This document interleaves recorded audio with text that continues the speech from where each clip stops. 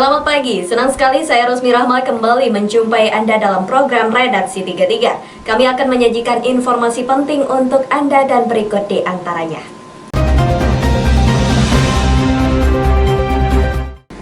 Kita awali Redaksi 33 kali ini. Menjelang masa kampanye Pilkada di Kota Samarinda, KPU Kota Samarinda menyiapkan aturan baru menyesuaikan masa pandemi COVID-19. Mulai dari kampanye terbuka sampai rapat-rapat umum dan debat calon kandidat, berbeda dengan pilkada sebelumnya. Komisi Pemilihan Umum terus disoroti, terutama pelaksanaan tahapan pilkada di masa pandemi COVID-19 dikhawatirkan menjadi klaster baru penyebaran virus corona. Menurut Ketua KPU Kota Samarinda Firman Hidayat, ada sejumlah aturan baru dalam pelaksanaan pilkada di tengah pandemi COVID-19. Nah, di tengah pandemi ini memang kita dari KPU telah menerbitkan aturan, yaitu PKPU 6 2020 yang direvisi jadi PKPU 10 2020. Dalam yang intinya adalah membatasi semua kegiatan untuk melibatkan banyak orang. Perbedaannya pada mungkin pilkada sebelumnya kita bebas mengerahkan orang, mengerahkan massa pada satu titik. Tapi untuk masa saat ini, apalagi Samarinda tadi diungkapkan oleh tim gugas COVID, bukan hanya merah tapi sudah merah tua. Rapat-rapat umum para kandidat juga dibatasi. Begitu juga mengenai debat kandidat yang dibatasi jumlah para pendukungnya. Dari seluruh peserta pilkada, acara debat kandidat hanya boleh diikuti 50 orang di dalam ruangan. Upaya pembatasan itu sebagai upaya menjaga tidak terjadinya penularan virus corona. Untuk PKPU 6 dan PKPU 10 itu membatasi orang. Misalnya untuk rapat umum yang sebelumnya bisa mencapai 2.000, sekarang dibatasi hanya 100. Begitu juga pertemuan rapat-rapat tertutup yang sebelumnya bisa sampai 1.000, sekarang dibatasi hanya 50. Begitu juga dengan debat kandidat nanti.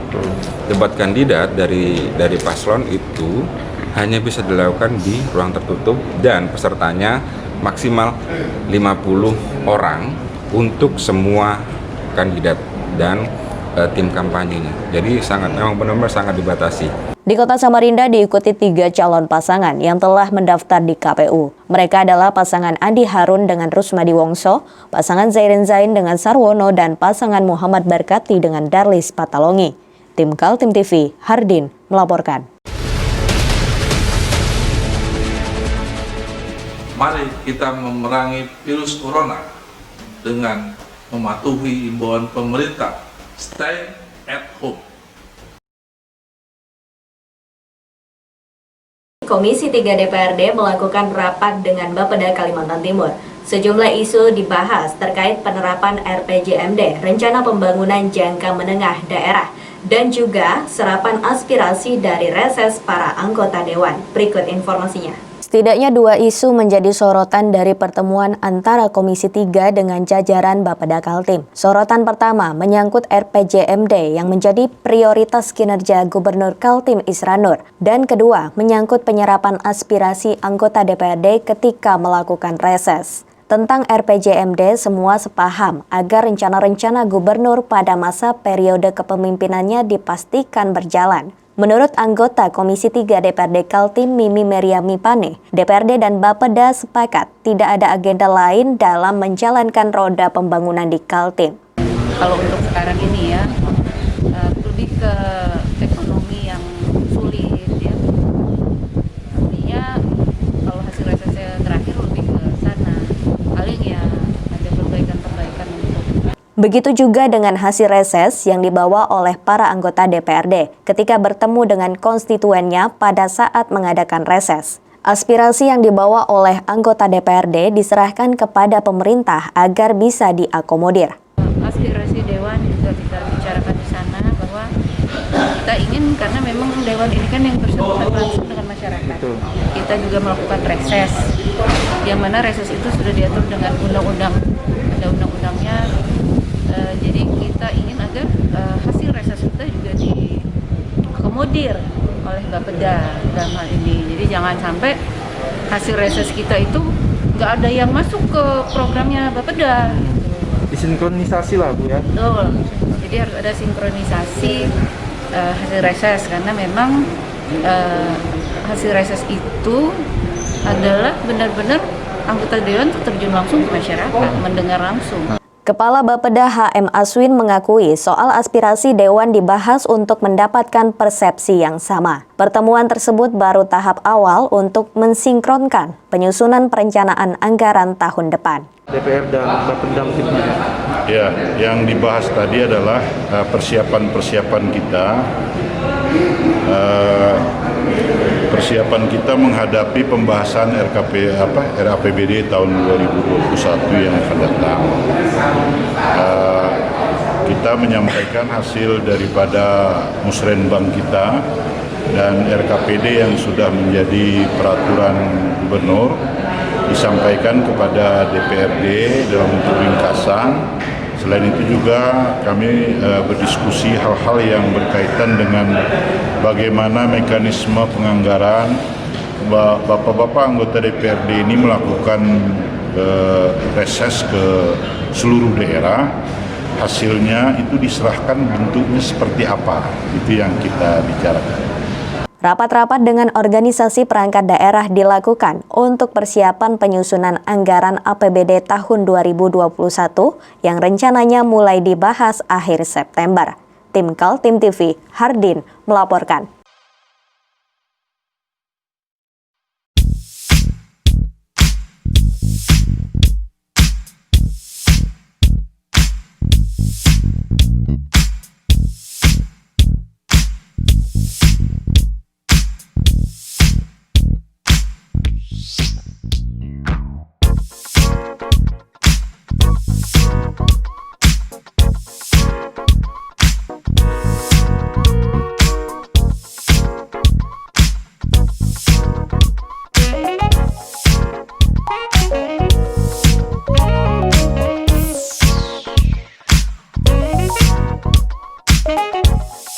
Andi Harun harus meninggalkan kursi legislatif karena maju dalam Pilkada Kota Samarinda.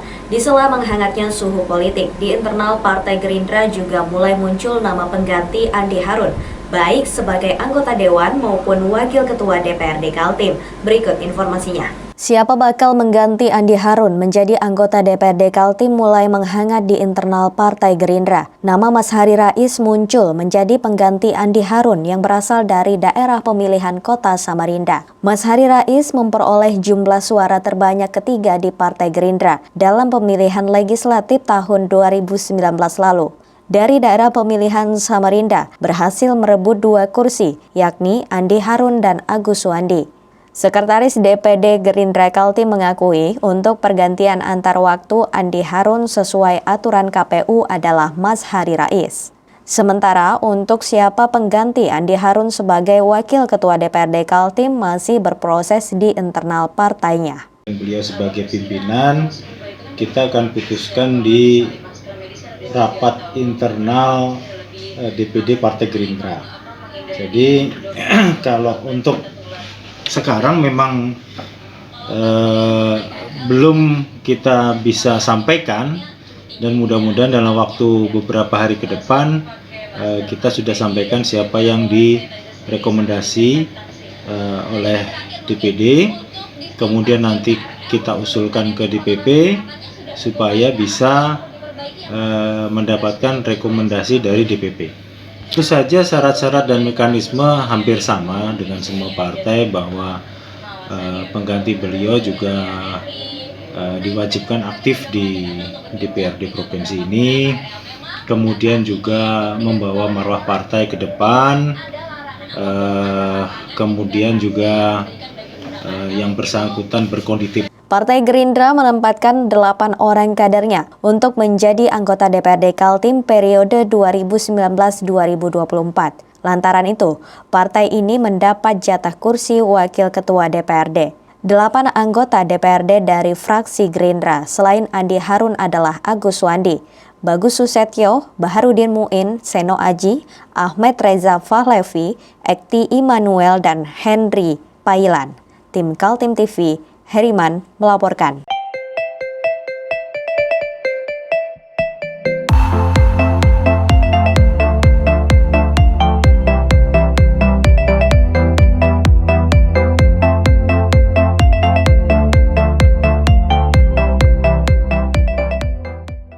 Komisi 3 DPRD Kaltim bertemu dalam acara dengar pendapat dengan Dinas Perhubungan. Selain membahas persiapan Ibu Kota Negara, dibicarakan soal jalan tol dan pembangunan rel kereta api. Berikut informasinya. Inilah pertemuan perdana Komisi 3 DPRD Kaltim dengan Kepala Dinas Perhubungan AFF Sembiring. Dalam suasana yang santai, mengalir tanya jawab menyangkut kinerja pemerintah provinsi dalam bidang perhubungan. Masalah ibu kota negara terkuak juga, agar daerah juga bersiap-siap menjadi beberapa daerah penyangga. Menurut Sarkowi Fezahri, Pemprov Kaltim harus mengantisipasi dan menyiapkan diri dalam menyambut pembangunan ibu kota negara. Itu rapat kerja dengan Dinas Perhubungan Provinsi Kalimantan Timur. Jadi kita ingin mendengarkan langsung apa yang menjadi program strategis Dinas Perhubungan yang akan diusulkan pada APBD 2021 karena memang Kaltim ini kan ditunjuk sebagai ibu kota negara sehingga memang tidak bisa dipungkiri bahwa pembangunan infrastruktur itu termasuk di bawah lingkup perhubungan itu kan perlu diperjelas mana-mana yang merupakan proyek strategis yang disusun oleh pemerintah provinsi dan mana-mana yang akan diusulkan untuk menjadi proyek strategis nasional gitu loh. Jadi tadi di mana bagaimana penyempurnaan bandara, kemudian pembangunan pelabuhan yang belum selesai. Kepala Dinas Perhubungan Kaltim AFF Sembiring mengakui berbagai isu strategis pembangunan Kaltim sudah disampaikan kepada pemerintah pusat, termasuk juga pembangunan ibu kota negara yang menjadi tanggung jawab adalah pemerintah pusat. Semuanya. Jadi pembicaraan tadi A sampai Z, kita berupaya PAD di Kaltim bisa kita tingkatkan. Itu intinya ya. Nah, kalau saya jelaskan ranking 2 jam Pak. Pak, tadi kan ada bahas kereta api Pak, gimana Pak? Kereta api memang di PSN belum masuk proyek strategi nasional, tetapi dalam pembicaraan terlepas dari PSN itu sudah kita minta dan sekarang dalam on progress di pusat Pak. Jadi masih di pusat Pak ya? Mas, iya itu bolanya sekarang ada di pusat, kita sudah kirim. Masih Pak. Untuk jalan tol sendiri Pak, apakah ada pembahasan Pak untuk jalan tol peningkatan kualitas dan lain-lain? Jalan tol kemarin sudah dilihat, rencananya akhir tahun akan dituntaskan. Begitu menurut mereka pusat ya, bukan menurut saya. Jadi saya menunggu janji pusat aja. Kalau pusat bilang akhir tahun diselesaikan, kita lihat. Kan itu punya pusat yang kerjakan Pak. Tarif tol juga gitu Pak, termasuk. Kalau tarif tol saya sudah minta, sudah memohon untuk bisa direduksi sampai 50% dikurangi. Itu permintaan saya, tapi mereka akan hitung ulang. Karena itu terkait dengan biaya yang sudah mereka keluarkan, ya. Oke? Siap. Tim Kaltim TV, Heriman melaporkan.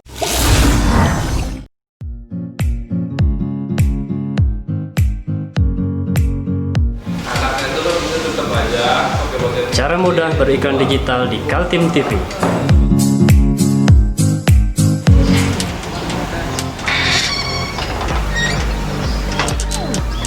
Yang pertama, jadilah sahabat Kaltim TV.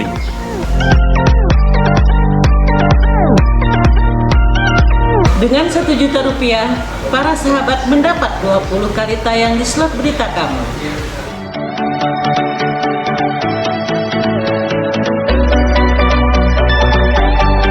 Dengan 20 detik, dapat menjangkau 20.000 penonton. Anda beruntung karena mendapat kesempatan perdana dari kami. Ayo jadilah sahabat Kaltim TV. Unit PPA Reskrim Polresta Balikpapan menciduk seorang tersangka pencabulan terhadap sesama jenis. Korban yang masih di bawah umur mendapatkan ancaman dari tersangka. Seorang pelaku tindak pidana persetubuhan sesama jenis digiring petugas perlindungan perempuan dan anak Satuan Reskrim Polresta Balikpapan pada Selasa 15 September 2020. Tersangka Sumardin diciduk di rumah kosnya. Awalnya tersangka Sumardin berkenalan dengan korban di sosial media dan mengajak untuk ketemuan. Korban dengan inisial FAF yang masih di bawah umur dibawa pelaku di perumahan Bukit Damai Indah, Kelurahan Gunung Bahagia, Balikpapan Selatan di sebuah rumah kos. Saat di lokasi, pelaku mulai memaksa korban dan mengancam korban akan membuka dan menyebarkan rahasia korban. Korban yang merasa takut mengikuti ajakan pelaku. Korban selanjutnya melaporkan kejadian yang dialaminya kepada ibunya. Ibu korban yang tidak terima melaporkan kejadian tersebut ke Polresta Balikpapan. Polisi juga akan melakukan pemeriksaan terhadap kejiwaan pelaku. Angka dengan korban awalnya melalui chat di medsos, kemudian ngajak bertemu. Selanjutnya setelah bertemu di jalan, kemudian oleh pelaku membawa korban ke kos-kosannya. Setelah sampai di kos-kosannya, korban dipaksa ya untuk melakukan perbuatan cabul. Sampai akhirnya korban melaporkan kepada ibu korban dan ibu korban merasa keberatan dan melakukan kejadian tersebut ke Polresta Balikpapan. Pelaku mengiming-imingi korban nggak? Sampai dengan saat ini pelaku tidak ada memberi apapun kepada korban. Bahkan pelaku mengancam korban akan menyebarkan sesuatu yang kepada orang lain. Akhirnya korban mengikuti apa maunya si pelaku. Berapa kali dan dilakukan? Sampai dengan saat ini atas laporan korban baru 1 kali aja yang dilakukan oleh pelaku. Di medsos itu gimana ceritanya? Chat. Micet? Iya. Nah, terus? Ngajak ketemuan. Ketemu di mana? Iya, sembarang jalan aja kalau ketemuan. Tapi kan bawa ke kosmu? Enggak, kadang juga di tempatnya mereka, di kosnya mereka. Itu aja sih. Kamu iming-iming nggak itu orang itu? Enggak. Kamu ancam? Enggak. Orientasinya emang cowok ya, Mas? Iya. Saat ini, tersangka masih dalam proses pemeriksaan petugas perlindungan perempuan dan anak Reskrim Polresta Balikpapan. Tersangka akan diancam pasal 292 KUHP dan Undang-Undang Perlindungan Anak dengan ancaman hukuman 5 tahun penjara. Dari Balikpapan, Muhammad Idris, tim Kaltim TV.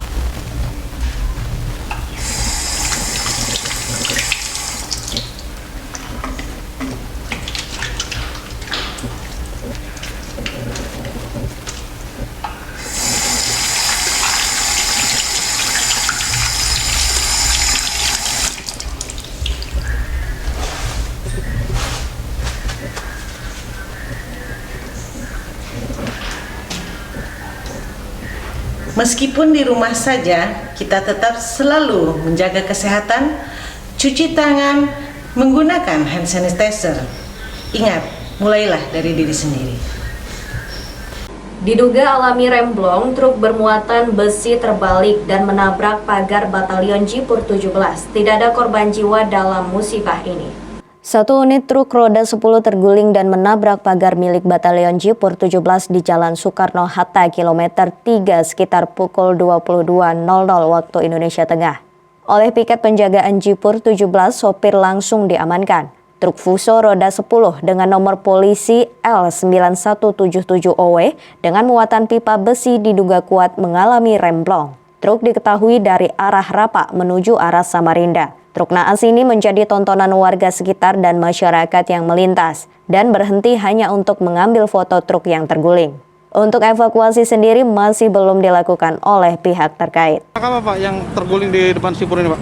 Informasi truk merek Fuso Pak, jadi kondisi tadi rem memang blong, jadi sempat driver membanting ke sebelah kiri bahu jalan begitu Pak. Nah Pak, ini truk ini dari mana nih Pak? Mau kemana? Kalau untuk truk sendiri posisi belum tahu Pak, cuman arah dari kilometer 0 Balikpapan Rapak menuju ke arah terminal Samarinda, ya? terminal. Samarinda ya? Letaknya di posisi kilometer 3 Pak. Oh gitu. Nah ini ada muatan atau enggak Pak? Informasi ada muatan Pak, besi cor informasinya sih, tapi untuk berapa tonnya belum diketahui ya. Saat ini belum dievakuasi Pak? Untuk saat ini masih menunggu jajaran, jadi untuk evakuasi masih beberapa sudah koordinasi, hanya menunggu saja.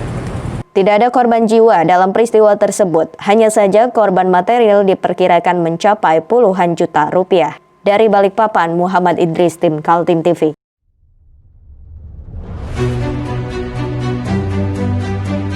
Hari ini kita ada kegiatan untuk membungkus sembako untuk dibagikan ke masyarakat yang membutuhkan karena COVID-19 ini.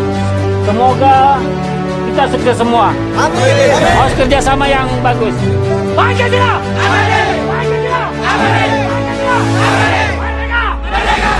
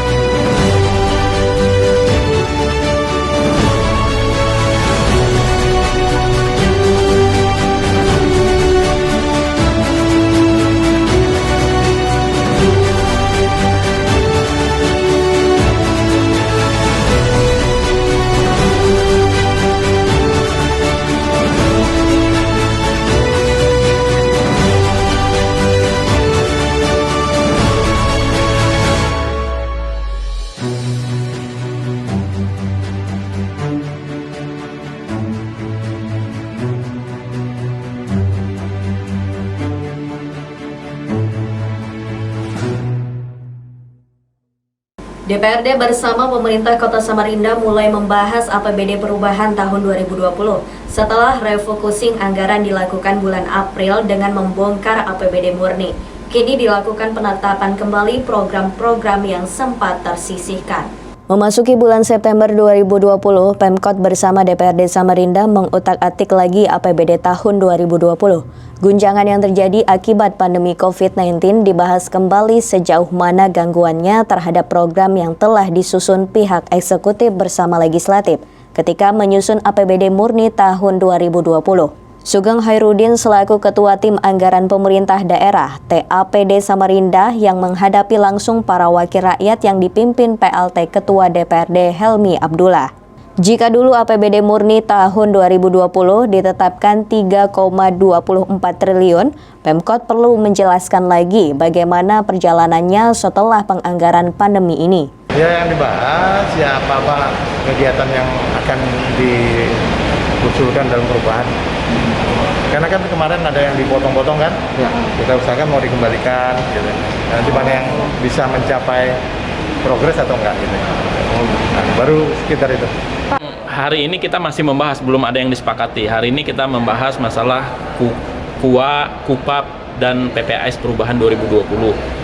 Membahas masalah belanja. Jadi belanja itu ada belanja murni sebelumnya itu 501. Terus ada belanja perubahan tambahan 531. Okay. Nah, kita meminta kepada pihak Pemkot datanya apa-apa yang belanja itu yang muncul. Nah, kita ingin mau tahu aja apakah dalam sisa waktu yang tersiksa ini semua belanja itu akan bisa diselesaikan pada akhir tahun 2020. Nah, nanti kita akan memberikan masukan kalau memang nanti anggaran itu bisa terserap, berarti anggaran itu bisa diteruskan. Kalau memang tidak bisa terserap, kita akan alihkan ke mana-mana yang lebih prioritas. Okay. Nah, itu aja sebenarnya. Ya, termasuk dengan anggaran yang dipotong kemarin itu Pak, yang masih kurang-kurang itu mungkin. Loh iya, itu kan dikembalikan semua. Jadi dari belanja yang kemarin dikembalikan lagi walaupun itu tidak semuanya. Nah, jadi fokus pada itu. Dana refocusing untuk menangani pandemi COVID-19 ditetapkan Pemkot Samarinda sebesar 350 miliar rupiah. Dana itu difokuskan penanganan di bidang kesehatan 290,7 miliar, jaring pengaman sosial 43 miliar, dan mengatasi dampak ekonomi 16 miliar. Tim Kaltim TV, Hardin melaporkan.